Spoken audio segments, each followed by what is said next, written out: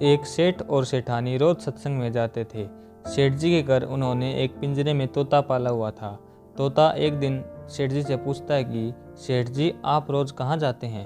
सेठ जी बोले सत्संग में ज्ञान सुनने जाते हैं। तोता कहता है कि सेठ जी संत महात्मा से एक बात पूछना कि मैं आज़ाद कब होऊंगा। सेठ जी सत्संग खत्म होने के बाद संत से पूछते हैं कि महाराज हमारे घर में जो तोता है उसने पूछा है कि वो आज़ाद कब होगा। संत जी ऐसा सुनते ही बेहोश होकर गिर जाते हैं। सेठ जी संत की हालत देखकर चुपचाप वहाँ से निकल जाते हैं। घर आते ही तोता सेठ जी से पूछता है कि सेठ जी संत ने क्या कहा। सेठ जी कहते हैं कि तेरी तो किस्मत ही खराब है जो तेरी आज़ादी की बात पूछते ही संत जी बेहोश हो गए। तोता कहता है कि कोई बात नहीं सेठ जी, मैं सब समझ गया। दूसरे दिन सेठ जी सत्संग में जाने लगते हैं, तब तोता पिंजरे में जानबूझकर बेहोश होकर गिर जाता है। सेठ जी उसे मरा हुआ मानकर जैसे ही उस पिंजरे को से बाहर निकालते हैं तो वो उड़ जाता है।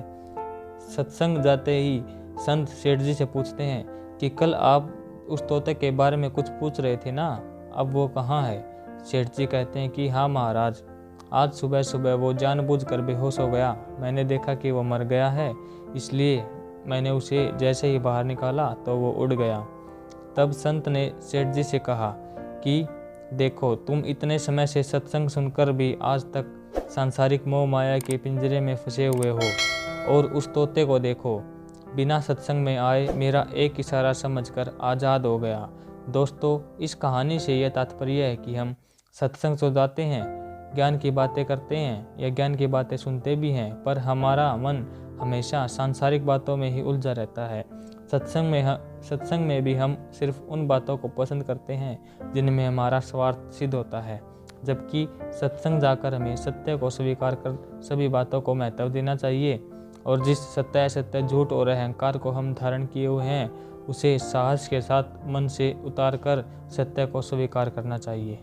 तो दोस्तों, आपको ये कहानी सुनकर कैसा लगा हमें कमेंट में ज़रूर बताएं। हमारे चैनल को सब्सक्राइब करें, और अगर आपको ये कहानी थोड़ी सी भी अच्छी लगी हो तो इसको लाइक करें, वरना बेशक से इसको डिसलाइक करते। आपका बहुत बहुत धन्यवाद।